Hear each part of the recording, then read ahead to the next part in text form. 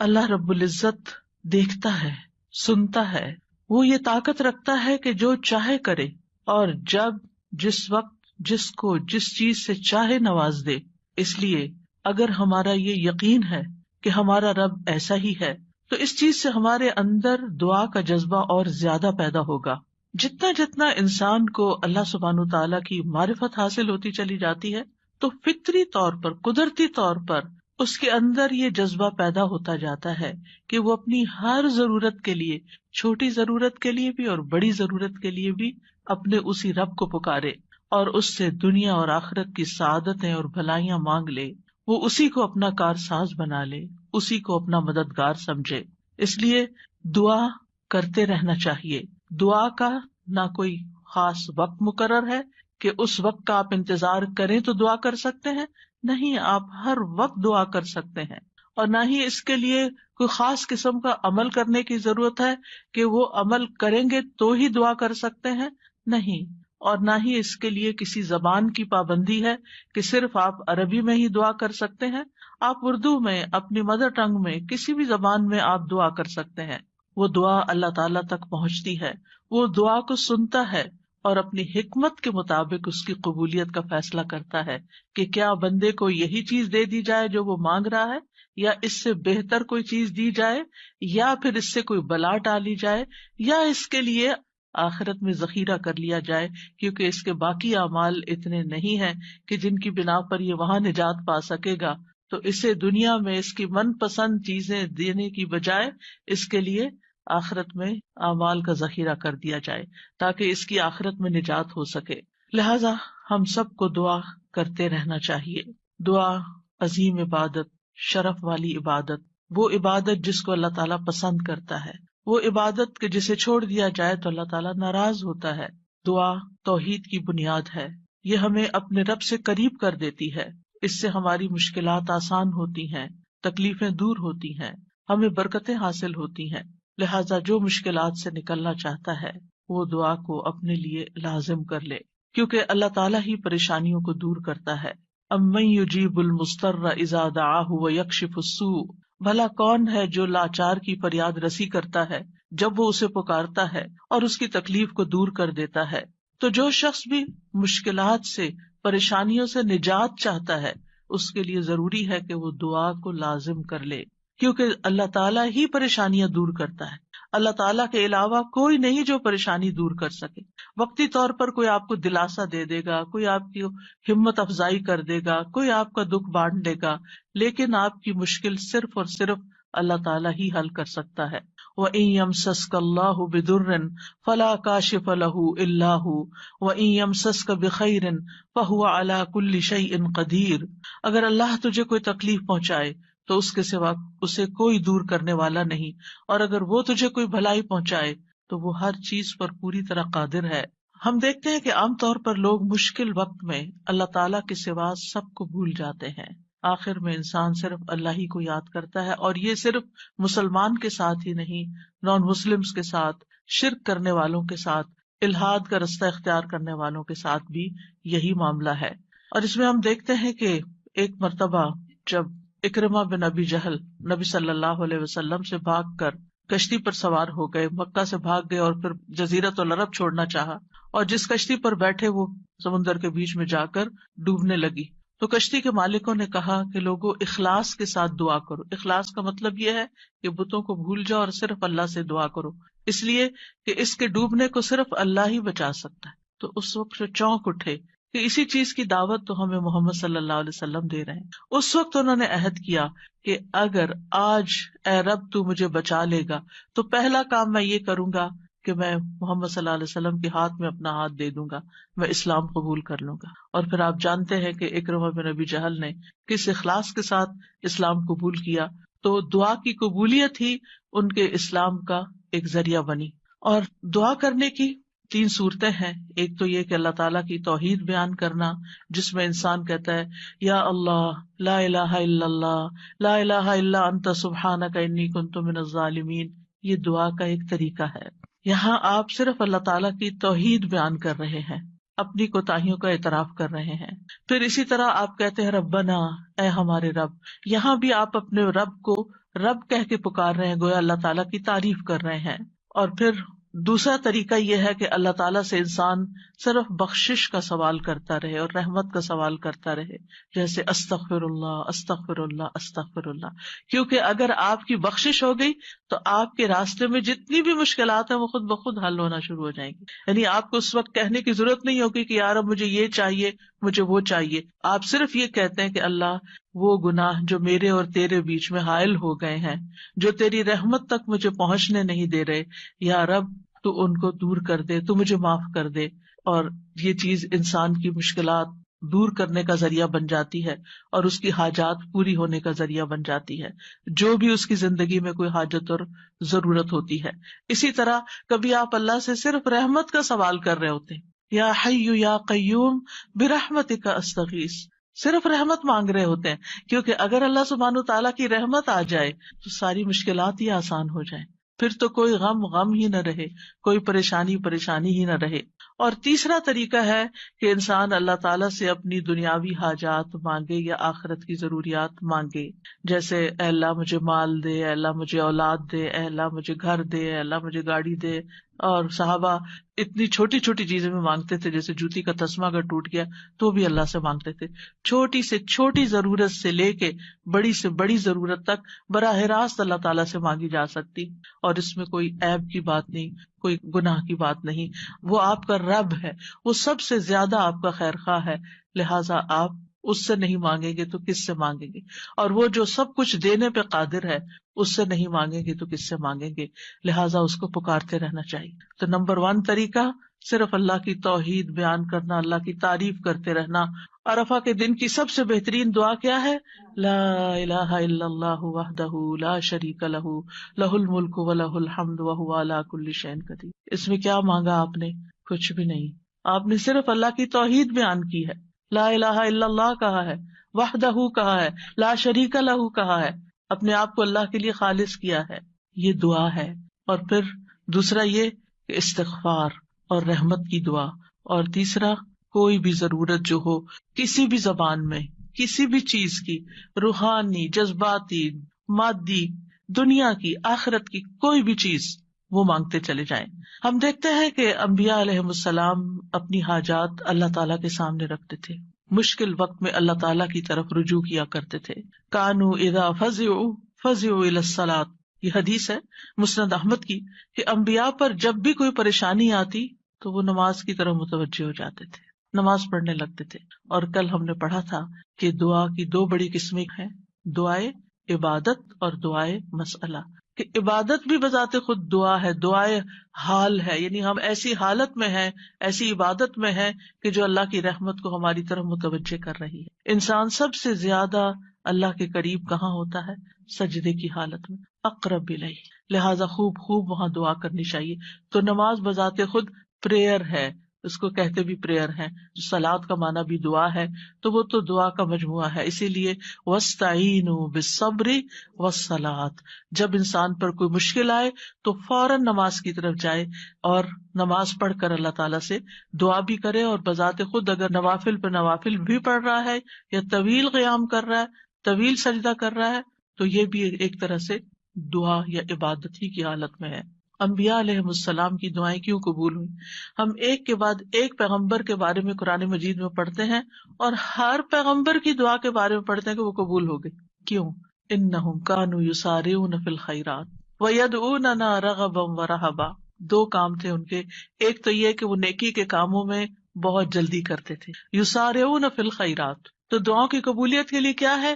نیکیوں میں جلدی کریں، نیکیوں میں دوڑ لگائیں، نیکیوں میں آگے بڑھیں. وَيَدْعُونَنَا رَغَبًا وَرَهَبًا، اور وہ ہمیں پکارتے تھے رغبت کے ساتھ بھی اور رہبت کے ساتھ بھی، امید کے ساتھ بھی اور خوف کے ساتھ بھی.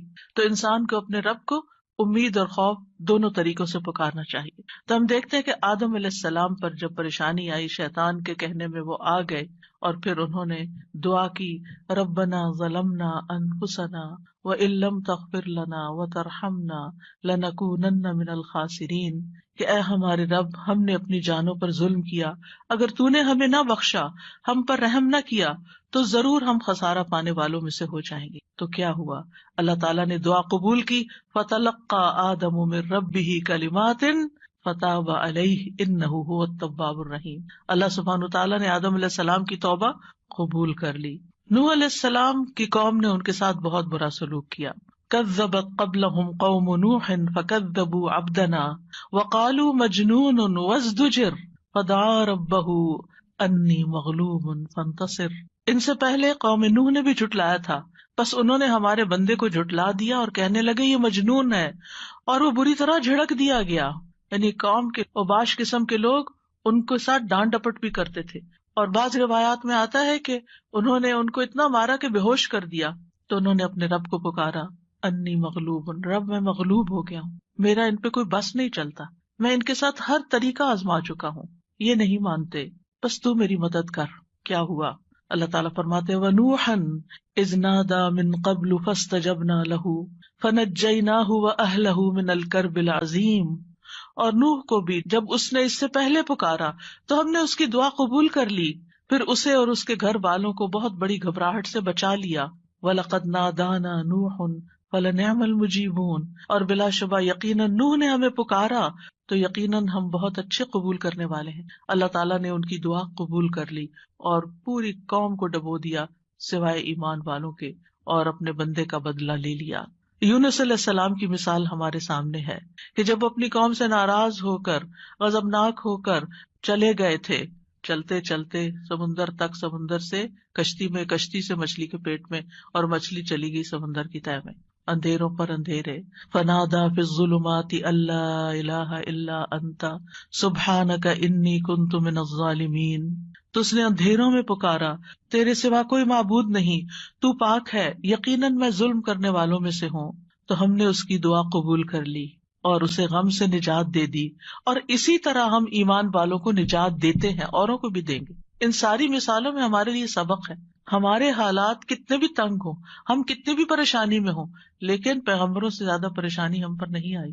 بعض جگہوں پر آتا ہے کہ آدم علیہ السلام 300 سال تک یہ دعا کرتے رہے، روتے رہے کہ مجھ سے غلطی ہوئی ہے. بالآخر رب نے ان کو کلمات سکھائے اور پھر دعا انہوں نے مانگی اور ان کی نجات ہوئی. بعض اوقات آزمائشیں لمبی ہو جاتی ہیں، لیکن ہمیشہ یقین رکھیے کہ رب سنتا ہے، وہ ضرور سنے گا، وہ کبھی بھی مجھے محروم نہیں کرے گا. لم اکم بدعائک رب شقیہ، تجھ سے مانگ کر اے رب میں کبھی بھی نامراد نہیں ہوا، تو ضرور سننے والا ہے. پھر ایوب علیہ السلام 18 سال تک ایک بیماری میں مبتلا رہے ہیں. وَأَيُّوبَ إِذْ نَادَى رَبَّهُ أَنِّي مَسَّنِيَ الضُّرُّ وَأَنْتَ أَرْحَمُ الرَّاحِمِينَ فَاسْتَجَبْنَا لَهُ فَكَشَفْنَا مَا بِهِ مِنْ ضُرٍّ وَآتَيْنَاهُ أَهْلَهُ وَمِثْلَهُمْ مَعَهُمْ رَحْمَةً مِّنْ عِنْدِنَا وَذِكْرَىٰ لِلْعَابِدِينَ. اور ایوب جب اس نے اپنے رب کو پکارا کہ بے شک مجھے تکلیف پہنچی ہے اور تو رحم کرنے والوں میں سب سے زیادہ رحم کرنے والا ہے، تو ہم نے اس کی دعا قبول کر لی، بس اسے جو تکلیف تھی دور کر دی، اور اس کے گھر والے اور ان کے ساتھ اتنے ہی اور عطا کر دیے اپنے پاس سے رحمت کے طور پر. ان لوگوں کے لیے یاد دہانی ہے یہ جو عبادت کرنے والے ہیں. یعنی بعض اوقات انسان سوچتا ہے میں عبادت بھی کرتا ہوں، میں اللہ تعالیٰ کی حرام کردہ چیزوں سے بھی بچتا ہوں، لیکن میں دعا کرتا رہتا ہوں مگر میری دعا نہیں سنی جاتی، معلوم نہیں کیوں. اب دیکھیے کس طرح یعقوب علیہ السلام سال ہا سال تک، بعض روایات میں 40 سال اور بعض میں اس سے بھی زیادہ وقت کے لیے وہ بیٹے سے جدا ہوئے تھے، اور مسلسل دعا کرتے رہے، مایوس نہیں ہوئے. اللہ تعالیٰ نے بالآخر ان کی دعا سن لی. چھوڑنا نہیں، پیچھے نہیں ہٹنا. ایوب علیہ السلام نے کہا تھا انی مسنی الضر وانت ارحم الراحمین، اللہ مجھے تکلیف پہنچی ہے اور تو سب سے بڑا رحم کرنے والا ہے، تو سب مہربانوں میں سے بڑھ کر مہربان ہے، تو مہربانی نہیں کرے گا تو اور کون کرے گا. تو یہاں انہوں نے اللہ تعالیٰ کی رحمت کی فریاد کی.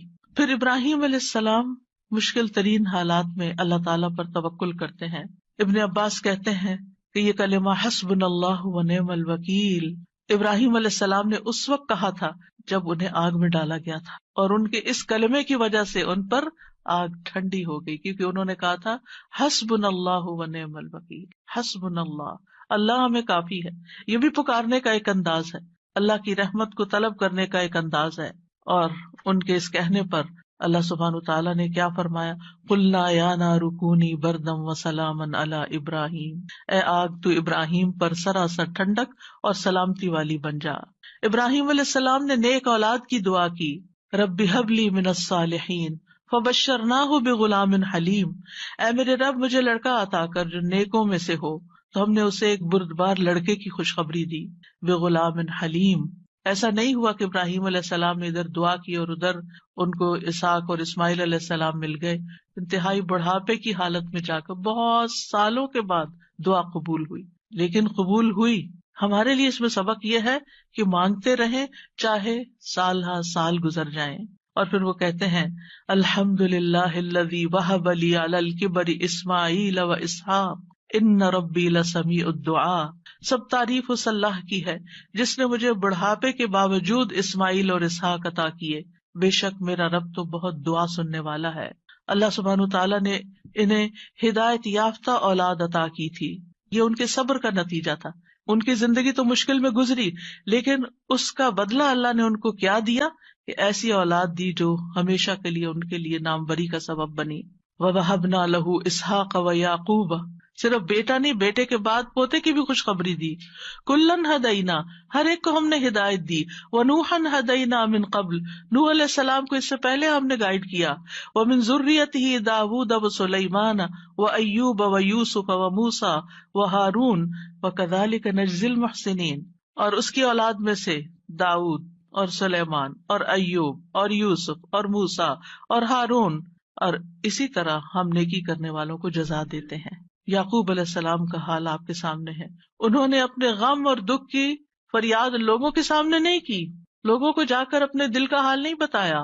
کیا کہا، انما اشکو بثی وحزنی الی اللہ واعلم من اللہ ما لا تعلمون۔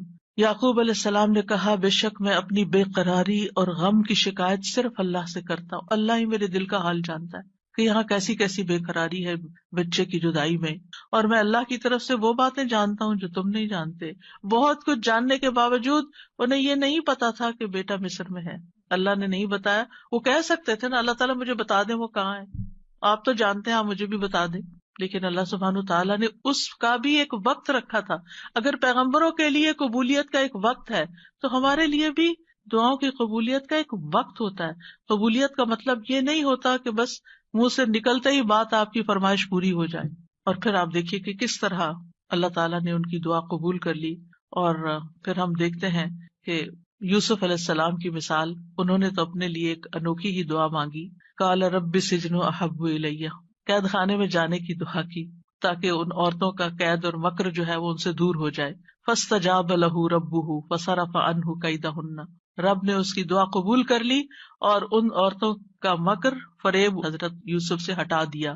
انہ هو السمیع العلیم، بے شک وہ خوب سننے والا، خوب جاننے والا ہے۔ پھر موسیٰ علیہ السلام کی دعا، کس طرح وہ مدین پہنچتے ہیں تھکے ہارے، کئی دن کے پیدل سفر کے بعد جا کر ابھی بیٹھتے ہیں تو فوراً دیکھتے ہیں کہ کچھ لڑکیاں اپنا ریوڑ لے کے کھڑی ہیں، پانی نہیں پلا پا رہی، خود تھکے ہوئے ہیں، خود بھوکے بھی ہیں، پیاسے بھی ہیں، زخمی بھی ہیں، کچھ فیوچر کا نہیں پتا، لیکن کیا کرتے ہیں، سب سے پہلے اپنے رب کو پکارتے ہیں، رب انی لما انزلت الی من خیر فقیر، اور صرف دعا مانگ کے وہیں درخت کے نیچے بیٹھ نہیں جاتے، بلکہ اٹھ کے ان بچیوں کے پاس جاتے ہیں کہ یہ تمہارا کیا معاملہ ہے، اور ان کے سارے ریوڑ کو پانی پلاتے ہیں۔ اور آپ سوچئے کہ ایک شخص جو خود اتنا تھکا، وہ اپنے آپ کو وہاں رکھ کے دیکھیے، اگر ہم اتنا لمبا سفر کر کے آئیں اور ہم سے کوئی پانی مانگ بیٹھے، خود تو آفر کرنا دور کی بات، کوئی اور مانگ بیٹھے تو شاید ہم جھڑک ہی دیں کہ میں نے بھی تو اتنا ہی سفر کیا نہیں جتنا تم نے کیا۔ یہیں سے تو ہماری لڑائیاں فساد شروع ہوتے ہیں گھروں میں۔ لیکن نیکی کرنے والے انہم کانوا یسارعون فی الخیرات، نیکی کے کاموں میں بہت جلدی کرتے تھے، سستی نہیں کرتے تھے، ضرورت مند کو دیکھا، پہچان لیا، اٹھے، نیکی کی، اور ابھی واپس آ کے بیٹھے ہی تھے کہ اللہ سبحانہ تعالیٰ کی طرف سے ہر چیز کی بشارت آ گئی اور وہ بچی واپس آئی اور پھر گھر لے کر گئی. کھانے پینے کا بھی انتظام ہو گیا, شادی کا بھی انتظام ہو گیا, ٹھکانے کا بھی انتظام ہو گیا, اور اچھی صالح نیک کمپنی کا بھی. جب آپ کسی اجنبی ملک میں جاتے ہیں تو آپ کو نہیں پتا ہوتا کہ آپ کو کیسے دوست ملیں گے, آپ کے نیبرز کون سے ہوں گے, آپ کا تعلق کن لوگوں سے ہوگا. لیکن یہ اللہ کی کتنی بڑی رحمت تھی کہ اللہ تعالیٰ نے انہیں ایک نیک صالح انسان کے ساتھ جوڑ دیا کہ اس کی بیٹی کی شادی حضرت موسیٰ علیہ السلام سے ہو گئی اور ان کے درمیان ایک رشتہ قائم ہو گیا. یہ بھی سراسر اللہ کی رحمت تھی. اللہ تعالیٰ نے ان کی دعا قبول کی. موسیٰ علیہ السلام نے ہر مشکل مرحلے میں اللہ تعالیٰ کو ہی پکارا. فرعون کے دربار میں جانے لگتے ہیں تو کیا پڑھتے ہیں؟ رب اشرح لی صدری ویسر لی امری واحلل عقدۃ من لسانی یفقہوا قولی واجعل لی وزیرا من اہلی ہارون اخی. رب اشرح لی کے علاوہ کہ جو کام کرنے جا رہا ہوں یا اللہ اس کے لیے میرا دل کھول دے, میرا کام آسان کر دے, میری زبان کی گرہ کھول دے, یعنی میرے بولنے میں سلاست ہو جائے اور اس طرح کی کمیونیکیشن ہو کہ لوگ میری بات سمجھ جائیں, ان کو میری بات سمجھ آ جائے تاکہ وہ مقصد پورا ہو جائے, اور میرے گھر والوں میں سے ایک میرا مددگار بنا دے. اللہ تعالیٰ نے ہارون علیہ السلام کو نبی بنا کر ان کا مددگار بنا دیا. زکریا علیہ السلام کی مثال, مایوس نہیں ہے, سال ہر سال تک اولاد کی دعا کرتے, انتہائی بڑھاپے میں بھی. وَزَكَرِيَّا إِذْ نَادَىٰ رَبَّهُ رَبِّ لَا تَذَرْنِي فَرْدًا وَأَنْتَ خَيْرُ الْوَارِثِينَ. اور زکریا کو جب اس نے اپنے رب کو پکارا, اے میرے رب مجھے اکیلا نہ چھوڑ اور تو سب وارثوں سے بہتر ہے, تو ہم نے اس کی دعا قبول کر لی. فَاسْتَجَبْنَا لَهُ وَوَهَبْنَا لَهُ يَحْيَىٰ, اور ہم نے اس کو یحییٰ عطا کیا. وَأَصْلَحْنَا لَهُ زَوْجَهُ, اور اس کی بیوی کو اس کے لیے درست کر دیا. یعنی بعض اوقات ہم سوچتے ہیں کہ انفرٹیلٹی کا پرابلم ہے, بچہ ہو ہی نہیں سکتا. اللہ تعالیٰ سب کچھ کر سکتا ہے, اللہ تعالیٰ وہ بھی ٹھیک کر سکتا ہے, کیونکہ ان اللہ علی کل شیء قدیر, اللہ تعالیٰ ہر چیز پر قدرت رکھتا ہے. اس لیے مایوسی کس بات کی؟ اللہ کے بندے کبھی بھی مایوس نہیں ہوتے. ہاں, مانگنے سے کبھی نہیں تھکتے, مانگتے رہتے ہیں کہ اللہ تعالیٰ سبب کے ساتھ بھی دیتا ہے اور بغیر سبب کے بھی دیتا ہے, اس کے لیے کیا مشکل ہے. پھر نبی صلی اللہ علیہ وسلم کس طرح دعا کرتے ہیں, استستغیثون ربکم فاستجاب لکم انی ممدکم بألف من الملائکۃ مردفین. جب تم اپنے رب سے مدد مانگ رہے تھے تو اس نے تمہاری دعا قبول کر لی کہ بے شک میں 1000 فرشتوں کے ساتھ تمہاری مدد کرنے والا ہوں جو ایک دوسرے کے پیچھے آنے والے ہیں. کس طرح نبی صلی اللہ علیہ وسلم بدر کے میدان میں فریادیں کر رہے تھے, اپنے رب کو پکار رہے تھے. دیر اینڈ دن خوشخبری آ گئی کہ فرشتوں سے مدد کی جائے گی. انبیاء علیہ السلام کے علاوہ ہم دیکھتے ہیں کہ دیگر افراد بھی جنہوں نے اللہ تعالیٰ سے دعا کی, اللہ سبحانہ تعالیٰ نے ان کی دعا سن لی. سورۃ المؤمن میں جو مرد مومن ہے, جو فرعون کے دربار میں سے ہی ایک شخص اٹھتا ہے اور پھر وہ لوگوں کو نصیحت کرتا ہے اور کیا کہتا ہے, فَسَتَذْكُرُونَ مَا أَقُولُ لَكُمْ وَأُفَوِّضُ أَمْرِي إِلَى اللَّهِ إِنَّ اللَّهَ بَصِيرٌ بِالْعِبَادِ. فرعون کے دربار میں ایک شخص کا اٹھ کر لوگوں کو سمجھانا, فرعون کو سمجھانا, خوب خوب نصیحتیں کرنا, کھلم کھلا موسیٰ علیہ السلام پر ایمان لانا, یہ بہت بڑی بغاوت تھی اور بہت بڑا نقصان ہو سکتا تھا. لیکن اس مرد مومن نے کیا کہا, افوض امری الی اللہ, میں اپنا معاملہ اللہ کے سپرد کرتا ہوں. کیا ہوا پھر, فوقاہ اللہ سیئات ما مکروا وحاق بآل فرعون سوء العذاب, اللہ نے اسے ان کی بری چالوں سے بچا لیا جو انہوں نے تدبیریں کی تھی, ان سے نجات دی, اور آل فرعون کو برے عذاب نے گھیر لیا. اللہ نے اپنے بندے کو بچا لیا اور پوری قوم کو ڈبو دیا. پھر اسی طرح کچھ واقعات احادیث میں آتے ہیں, جیسے غار والوں کا قصہ ہے, کس طرح اللہ سبحانہ تعالیٰ نے ان کی دعائیں سنی اور صرف دعاؤں کے نتیجے میں غار کے دروازے سے پتھر ہٹ گیا اور وہ باہر نکل آئے. پھر اسی طرح ایک اور بچے کا واقعہ ملتا ہے جسے بادشاہ نے جادوگر کے پاس جادو سیکھنے کے لیے بھیجا, تو اس نے جادو سیکھنے کی بجائے الٹا اللہ تعالیٰ کی پہچان کا علم کسی سے حاصل کر لیا راستے میں. جب بادشاہ کو پتا چلا تو بہت ناراض ہوا اور غصے میں آ کر اس نے کہا کہ اس بچے کو فلاں پہاڑ پہ لے جاؤ اور اسے پہاڑ کی چوٹی سے گرا دو تاکہ یہ ہلاک ہو جائے, اور اگر یہ اپنے دین سے پھر جائے تو اسے چھوڑ دینا, انکار کرے تو نیچے پھینک دینا. بادشاہ کے جو ساتھی تھے وہ لڑکے کو پہاڑ کی چوٹی پر لے گئے.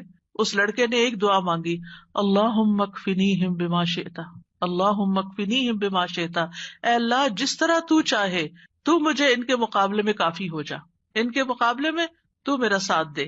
تو کہتے ہیں پہاڑ پر ایسا زلزلہ آیا کہ جس سے اس کے سارے ساتھی جو لے کے گئے تھے وہ سارے گر گئے, وہ سب الٹے گرے اور وہ لڑکا چلتا ہوا بادشاہ کی طرف دوبارہ آ گیا.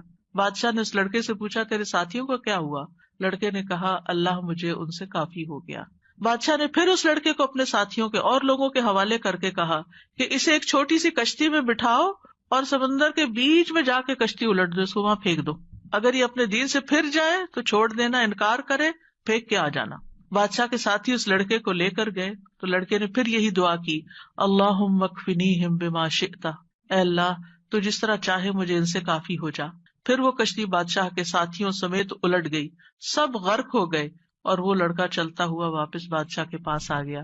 بادشاہ نے اس لڑکے سے کہا تیرے ساتھیوں کا کیا ہوا؟ کہنے لگا اللہ مجھے ان کے مقابلے کے لیے کافی ہو گیا. اور واقعی اللہ ہی کافی ہوتا ہے دشمن سے نمٹنے کے لیے.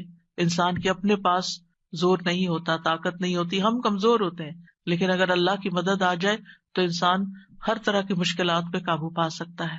آسیہ علیہ السلام کی مثال ہمارے سامنے ہے کہ کس طرح انہوں نے فرعونیوں سے نجات کے لیے دعا مانگی اور کہا رب ابن لی عندک بیتا فی الجنہ ونجنی من فرعون وعملہ ونجنی من القوم الظالمین.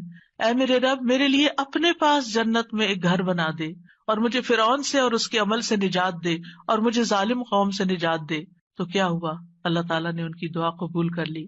ابو ہریرہ کہتے ہیں کہ فرعون نے اپنی بیوی کے دونوں ہاتھوں اور دونوں پاؤں کے لیے 4 میخیں گاڑی، یعنی جیسے وصولی دیتے ہیں نا، تو ہر ہاتھ میں میخ گاڑی اور پاؤں میں بھی.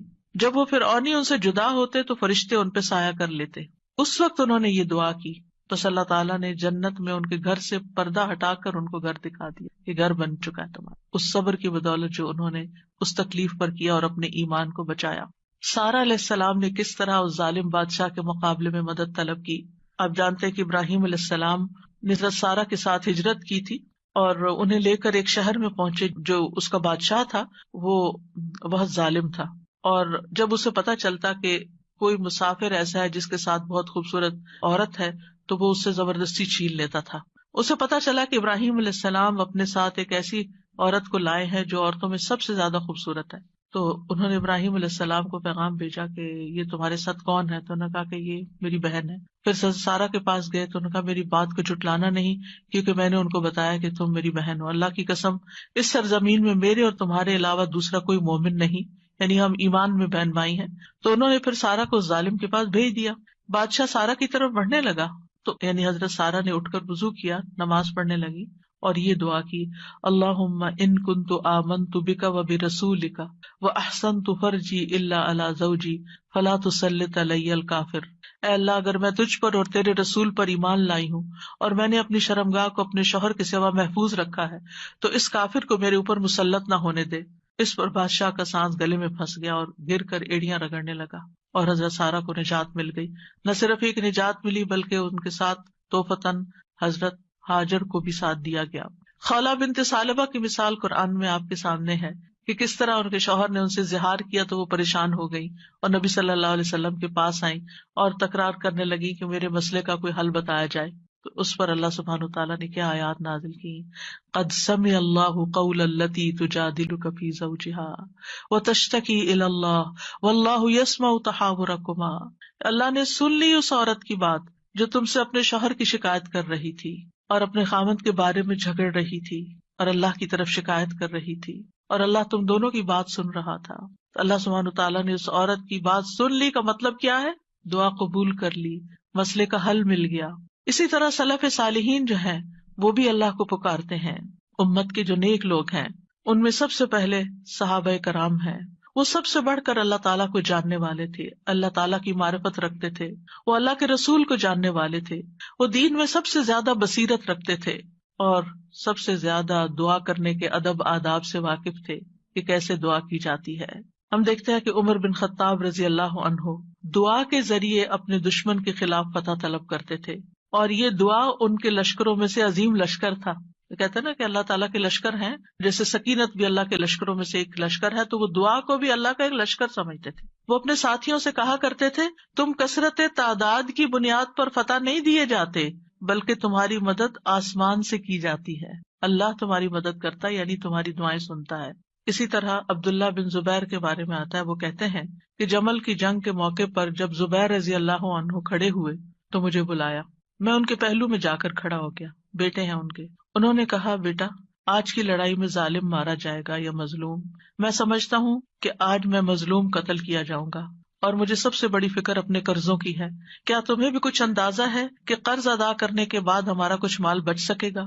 پھر انہوں نے کہا بیٹے ہمارا مال فروخت کر کے اس سے قرض ادا کر دینا. کہنے لگے بیٹا اگر قرض ادا کرنے سے عاجز ہو جاؤ تو میرے مولا سے اس میں مدد چاہنا، کام نہ ہو تو اللہ سے مدد چاہنا. عبداللہ نے بیان کیا کہ اللہ کی قسم، ان کے بیٹے کہتے ہیں اللہ کی قسم میں ان کی بات اس وقت نہ سمجھ سکا. میں نے پوچھا اے میرے بابا من مولا کا، آپ کا مولا کون ہے؟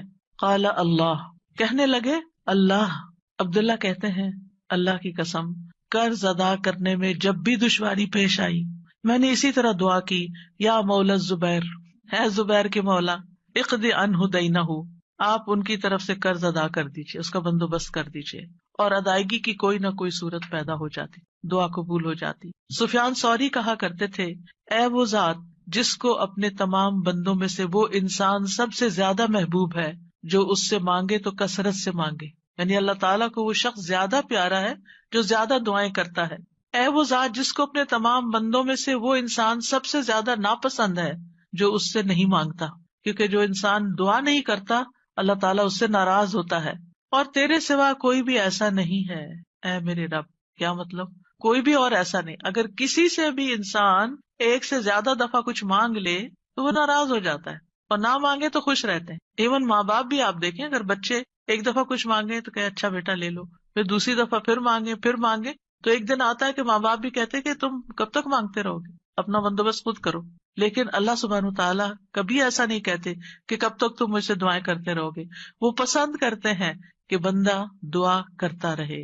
اور بعض لوگوں کو تو دعا میں ایسا لطف آتا ہے، اللہ تعالیٰ سے مناجات کرنے میں، اللہ تعالیٰ کو پکارنے میں، اللہ تعالیٰ کے آگے ہاتھ پھیلانے میں، اللہ تعالیٰ کی طرف رجوع کرنے میں ایسی لذت آتی ہے کہ ان کی یہ لذت اس چیز کی لذت سے بھی بڑھ جاتی جو وہ مانگ رہے ہوتے ہیں. تو اس لیے کبھی بھی انسان مانگنے سے دور نہ رہے، مانگتا رہے. صرف بڑی حاجتیں نہیں، بڑے مسائل نہیں، چھوٹی چھوٹی چیزیں بھی.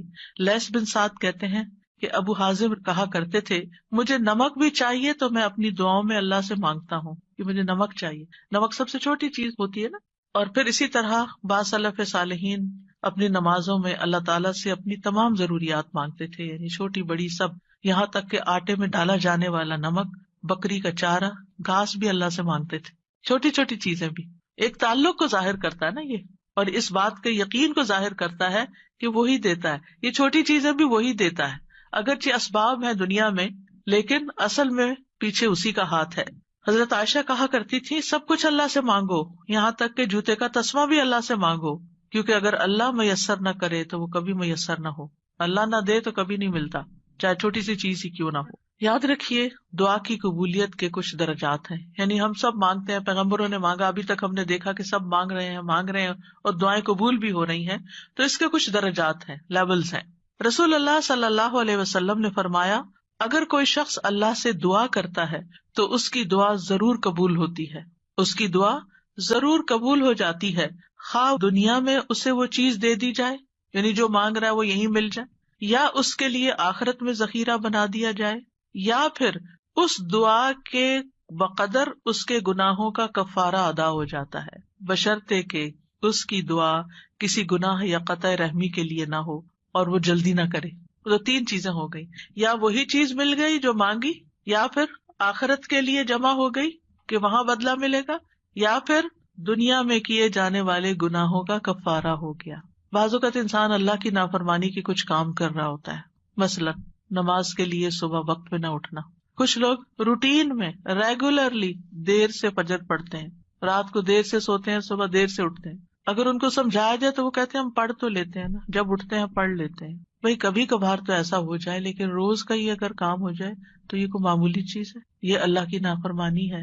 اور ایسی اور بھی چیزیں ہو سکتی ہیں زندگی میں جو ہم اللہ کے حکم کی نافرمانی کر رہے ہوتے ہیں. آپ کو یاد ہوگا کہ جب میں نے رمضان کا لیکچر دیا تو اس میں سب سے پہلے یا ایھا الذین آمنوا پہ بات ہوئی تھی. یا ایھا الذین آمنوا، اے لوگو جو ایمان لائے، تم پہ روزے فرض کر دیے، یعنی روزے رکھو.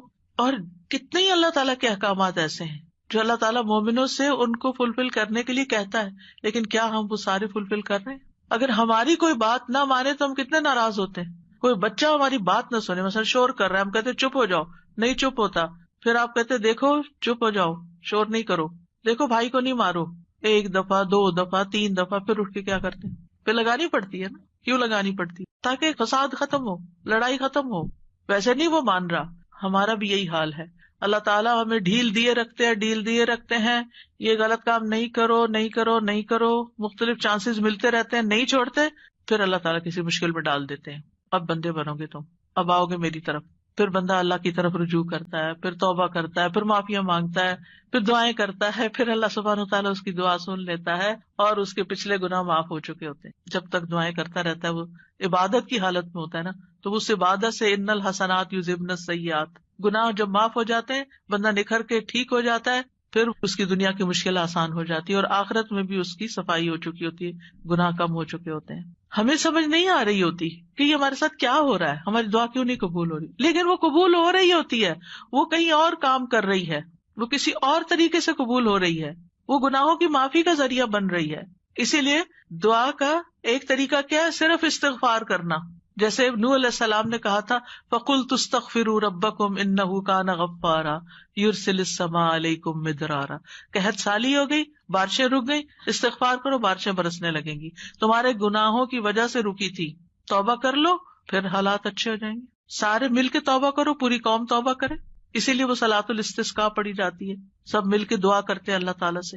تو نبی صلی اللہ علیہ وسلم نے فرمایا بشرطے کہ اس کی دعا کسی گناہ یا قطع رحمی کے لیے نہ ہو اور وہ جلدی نہ کرے. صحابہ نے عرض کیا یا رسول اللہ جلدی سے کیا مراد ہے؟ آپ نے فرمایا یہ کہے کہ میں نے اللہ سے دعا کی لیکن اس نے قبول نہیں کی. یہ نہ کہے کبھی. بعض اوقات کوئی شخص اپنا مسئلہ بتاتا ہے نا اور اس کو حل یہ بتایا جاتا ہے دعا کرو، تو کہتے ہیں دعا تو بہت کی ہے بھائی، پھر اور کیا کرنا ہے؟ پھر بھی دعا ہی کرنی ہے، ابھی اور بھی کرنی ہے، ابھی کاؤنٹ پورا نہیں ہوا، ابھی ٹائم پورا نہیں ہوا. جب تک وہ ٹائم نہیں آتا تمہیں مانگتے چلے جانا ہے، مانگتے رہو، اسی میں فائدہ ہے. تمہیں نہیں پتا تمہارے لیے کتنا بڑا اجر اکٹھا ہو رہا ہے. اگر آج وہ قبول ہوگی نا، تم پھر مستی میں آ جاؤ، کیونکہ اللہ تعالیٰ کو زیادہ پتا ہے نا کہ اس بندے کو اگر میں نے یہ چیز دے دی اس کی تو آخرت خراب ہو جائے گی. آپ کو نہیں پتا ہوتا کہ آپ اگر اپنے بچے کو اس ایج میں گاڑی لے دیں گے تو وہ کیا کرے گا، اس ایج میں فلاں چیز دے دیں گے تو کیا کرے گا.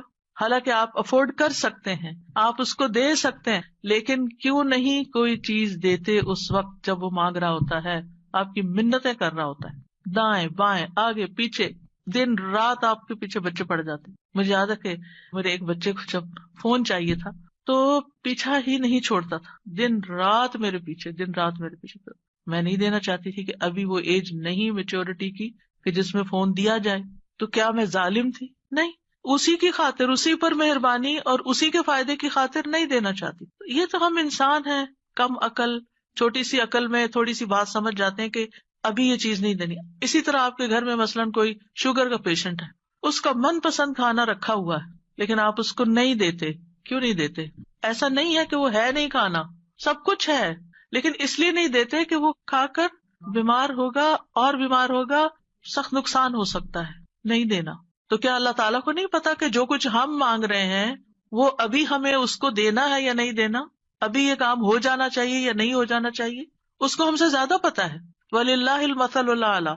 اس لیے کوئی بھی اگر دعا قبول نہیں ہوتی، کوئی بات نہیں، موقع غنیمت جانے اللہ سے قریب ہونے کا، قریب تر ہوتے جانے کا. اسی میں خیر ہے، اسی میں بھلائی ہے. قَدْ جَعَلَ اللَّهُ لِكُلِّ شَيْءٍ قَدْرًا. اللہ نے ہر چیز کا ایک اندازہ رکھا ہے، وقت رکھا ہے، ایک ٹائم ہے، اس پر ہو جائے گا.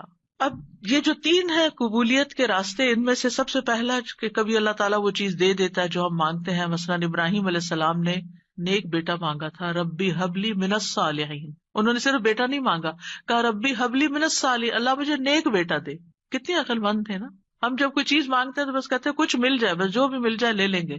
نہیں، کوالٹی والی چیز مانگے، اللہ سب کچھ دے سکتا ہے. تو اللہ تعالیٰ نے کیا کیا، فبشرناہ بغلام حلیم. تو ہم نے اسے ایک بہت بردبار لڑکے کی، بہت ٹالرنٹ، بہت ہمبل، بہت اچھے اخلاق والے بچے کی خوشخبری دی. آپ دیکھیں کہ ہم حلم اور برداشت کو نیکی نہیں عام طور پہ سمجھتے کہ یہ بھی کوئی نیکی، حالانکہ یہ نیکیوں کی بنیاد بن جاتی. جس بندے کے اندر ٹالرنس ہوتی ہے، وہ دوسرے کی بات سن کے برداشت کر جاتا ہے، وہ وار سہ جاتا ہے، وہ شوق برداشت کر لیتا ہے، تو یہ کتنی بڑی کوالٹی، کتنی بڑی خوبی کہ کوئی آپ کو اوفینڈ کر رہا ہے اور آپ اوفینڈ نہ ہو، اور اگر ہوں بھی تو آپ برداشت کر جائیں اور اپنے منہ سے کچھ نہ بولیں، ایک کان سے سونے دوسرے سے نکال دیں اور اس کو دل پر نہ لیں.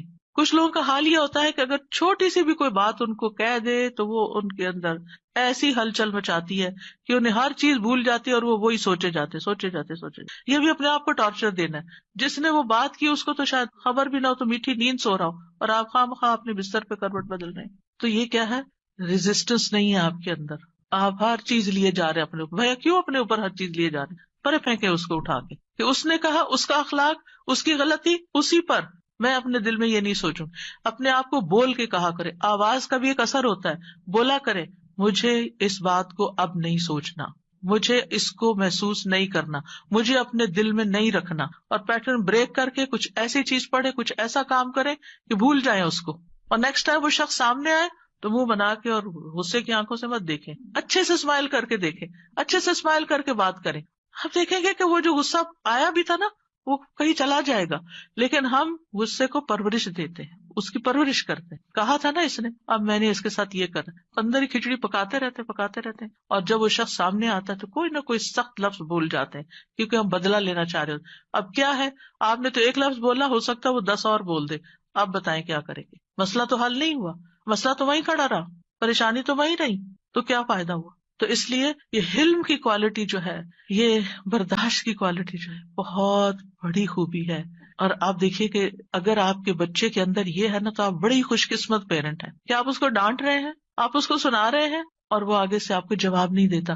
کتنے خوش قسمت ہیں آپ کہ آپ کا بچہ آپ کی ڈانٹ سن لیتا ہے، آپ کا بچہ آپ کا غصہ برداشت کر جاتا ہے اور پھر بھی آپ کے ساتھ اچھا سلوک کرتا ہے. یہ کوئی چھوٹی نعمت ہے؟ یہ ہے نیک ہونا، یہ نیکی کی علامت ہے. انہوں نے کہا اللہ نیک بچہ چاہیے، اللہ نے کہا اچھا یہ حلیم بچہ لے لو، حلم والا ہے. اسی لیے تو جب انہوں نے کہا آؤ میں تمہیں ذبح کرتا ہوں تو وہ حاضر ہو گئے. ٹھیک ہے ذبح بھی کر لیں. آج آپ دیکھیں کہ بعض اوقات ہمارے بچے دنیاوی لحاظ سے بڑے کامیاب ہوتے، لیکن ایک چھوٹی سی بات ان کو کہہ دیں تو وہ کتنے زیادہ اوفینڈ ہو جاتے. تو وہ آنکھوں کی ٹھنڈک تو نہ ہوئے نا، صرف ان کی دنیاوی کامیابی ہے، وہ تو ان کے اپنے لیے ہے دنیاوی کامیابی. ٹھیک ہے ماں باپ کو بھی نیک نامی سے کچھ حصہ مل جاتا ہے، لیکن ماں باپ کی آنکھوں کی ٹھنڈک اولاد کی نیکی ہوتی ہے. یہ جو ہم کہتے ہیں نا ربنا ہب لنا من ازواجنا وذریاتنا قرۃ اعین، تو ایک ایمان والے کے لیے آنکھوں کی ٹھنڈک اس میں ہوتی ہے کہ بچہ خیر اور بھلائی کے کتنے کام کرتا ہے.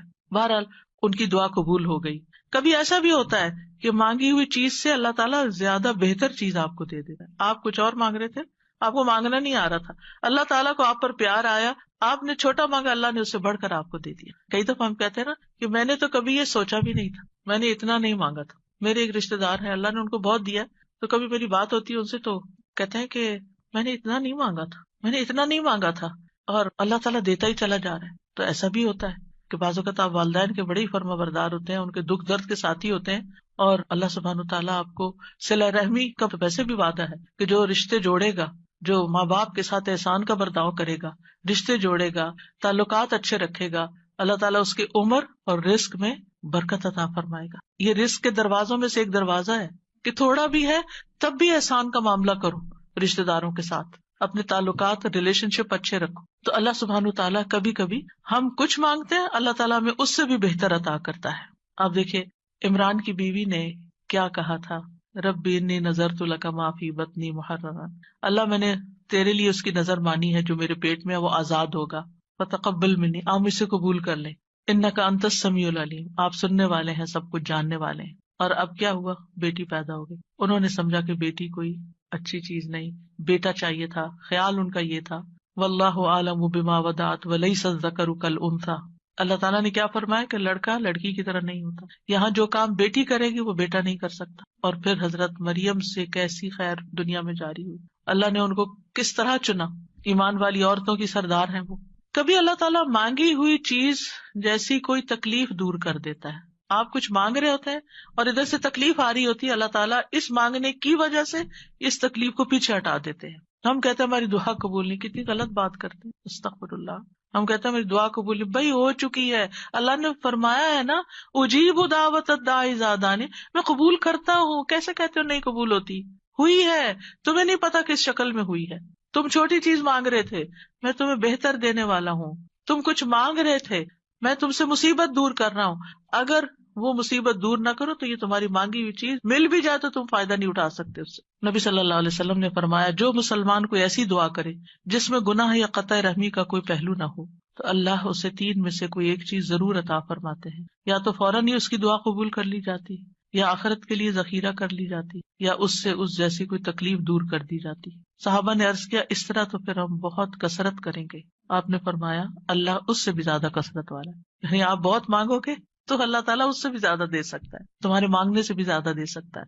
کبھی گناہوں کا کفارہ بن جاتی ہے. حدیث میں آتا ہے وَإِمَّا أَن يُكَفَّرَ عَنْهُ مِن ذُنُوبِهِ بِقَدْرِ مَا دَعَا, یا پھر اس دعا کی وجہ سے اس کے گناہوں کا کفارہ ادا ہو جاتا ہے, ایکسپیشن ہو جاتی ہے. یعنی بعض اوقات ہماری نماز میں کوئی کمی رہ جاتی ہے, بعض اوقات روزے میں رہ جاتی ہے, زکوٰۃ میں رہ جاتی ہے, کئی چیزیں ہیں جو ہمارے فرائض ہیں ہم ادا کر رہے ہوتے ہیں لیکن کہیں نہ کوئی کمی ہوتی ہے اور اس کا ہمیں پتہ ہی نہیں چلتا. کبھی وضو میں کوئی کمی رہ جاتی, تو ان چیزوں کا پھر کفارہ تو کرنا ہے نا. تو پھر یہ دعائیں جو ہیں یہ اس کبھی کوتاہی کا بھی کفارہ کرتی. پھر یاد رکھیے کہ جو لوگ مایوس ہوتے ہیں اور اللہ سے مانگتے نہیں, مانگنا چھوڑ دیتے ہیں, تو اللہ تعالیٰ نے ایسے لوگوں کی مذمت بیان کی. اگر وقتی طور پر وہ نہیں مل رہا جو آپ کے دل میں اٹکا ہوا ہے کہ یہی ملنا چاہیے, اور پھر آپ کو نہیں ملتا اور آپ دعا مانگنا چھوڑ دیتے ہیں, تو یہ طریقہ درست نہیں. وقال ربکم ادعونی استجب لکم, تمہارا رب فرماتا ہے مجھ سے دعا کرو میں تمہاری دعا قبول کروں گا.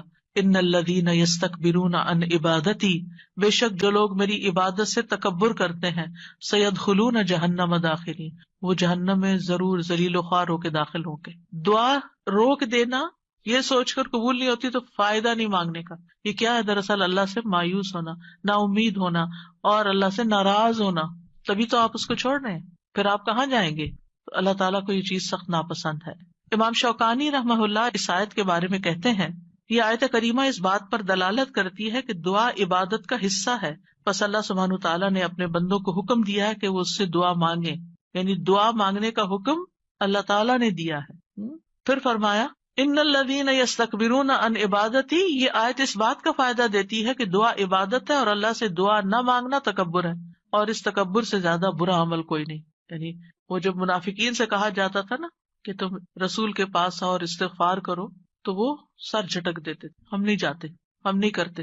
آج بھی آپ دیکھیں کہ بعض اوقات کسی کو نیکی کی کوئی بات کہی جاتی کہ یہ صدقہ کر لو, یہ نیکی کر لو, تو وہ سر جھٹک کے چلے جاتے, اور نہیں تمہارے پاس کچھ کہنے کو ہر وقت یہی نصیحت ہے. تو انسان کی اس میں سب سے زیادہ محرومی ہے کہ انسان دعا چھوڑ دے, اس ہستی سے مانگنا چھوڑ دے جو اس کا خالق ہے, اس کا مالک ہے, اس کا رازق ہے, اس کو زندگی دینے والا ہے, اس کی موت بھی اس کے ہاتھ میں ہے, ثواب اور سزا دینے والا ہے. تو تکبر جو ہے انتہائی ناسمجھی کی چیز ہے اور نعمتوں کی ناشکری ہے.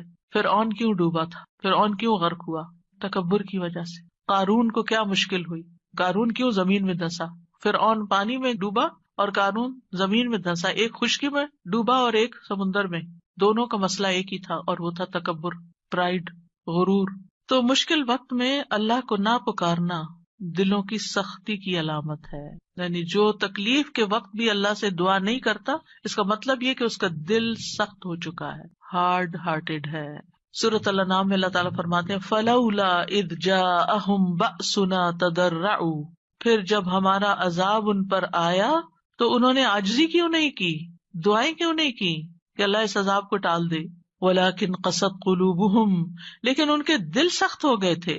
وَزَيَّنَ لَهُمُ الشَّيْطَانُ مَا كَانُوا يَعْمَلُونَ, اور شیطان نے ان کے لیے وہ سب خوشنما بنا دیا تھا جو وہ کیا کرتے تھے. ان کے اپنے عمل جو کہ obviously اللہ تعالیٰ کی ناراضگی کے تھے, وہ انہیں بڑے اچھے لگتے تھے اور سمجھتے تھے ہم بالکل ٹھیک کر رہے ہیں, ہم ٹھیک جا رہے ہیں. انسانوں میں سب سے زیادہ عبادت گزار کون تھا؟ اللہ کے رسول صلی اللہ علیہ وسلم. لیکن سب سے زیادہ ہمبلنس اور سب سے زیادہ دعائیں بھی آپ نے مانگی. یعنی جب میں مسنون اذکار دیکھتی ہوں, سبحان اللہ, یعنی کہ آپ تہجد کے وقت اٹھنے کے وقت سے لے کر پھر آپ فجر پڑھنے اور اس کے بیچ میں صبح کے اذکار اور پھر اس کے بعد جو ہر موقع کے اذکار اور پھر نمازیں اس کے علاوہ ہے, تلاوت قرآن اس کے علاوہ ہے, اور پھر رات کو سوتے وقت کے اذکار.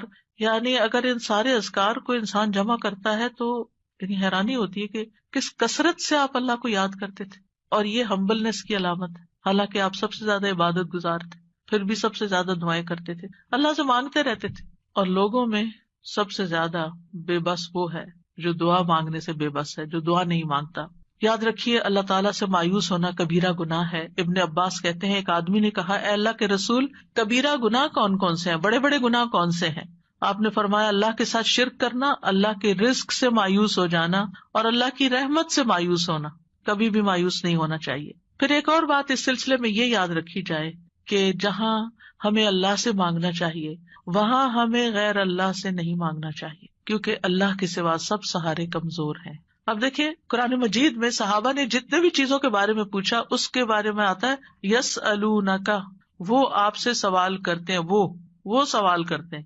لیکن جب دعا کے بارے میں پوچھا تو اللہ تعالیٰ نے کیا فرمایا، وَإِذَا سَأَلَكَ عِبَادِي عَنِّي، میرے بندے جب آپ سے سوال کرتے ہیں. سوال کا انداز کتنا اچھا لگا، اللہ تعالیٰ کو کتنا پسند آیا کہ سوال کرنے والوں کو میرے بندے کہا، اپنے بندے کہا. اس سے آپ اندازہ لگائیے دعا کی اہمیت کا. تو اللہ تعالیٰ نے یہ نہیں کہا قل یا فقل انی قریب، فرمایا انی قریب، وَإِذَا سَأَلَكَ عِبَادِي عَنِّي فَإِنِّي قَرِيب. بس انہیں بتا دو کہ میں قریب ہی ہوں.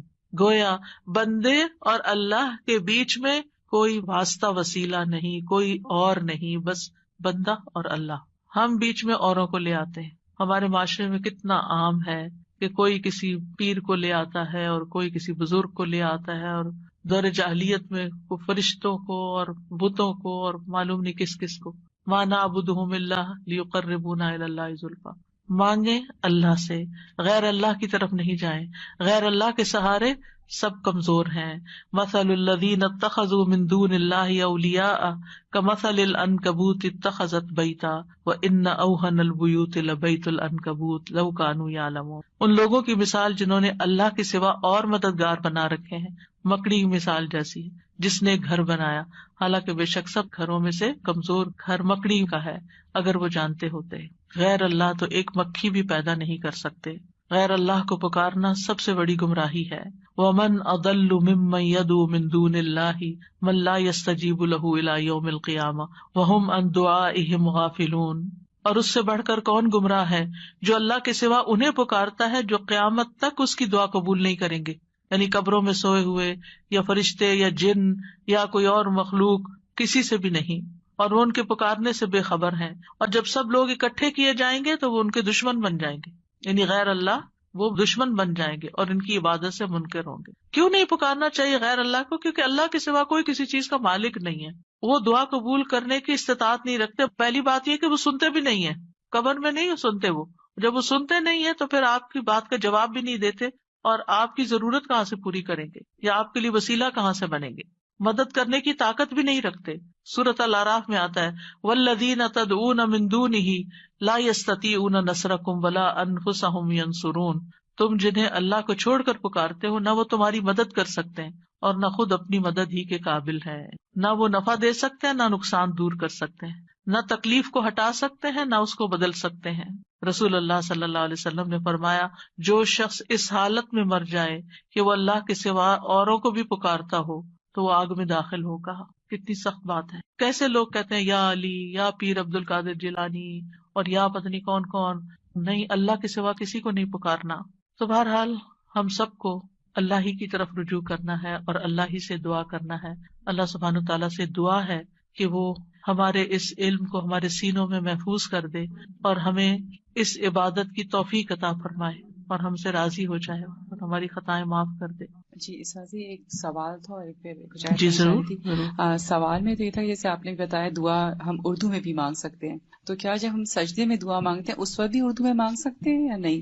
نہیں، سجدے میں، نماز کے سجدے میں نہیں، ویسے الگ سے سجدے میں پڑھ کے دعا کرنی تو وہ کر سکتے ہیں. اچھا اوکے، جزاکم اللہ خیرا.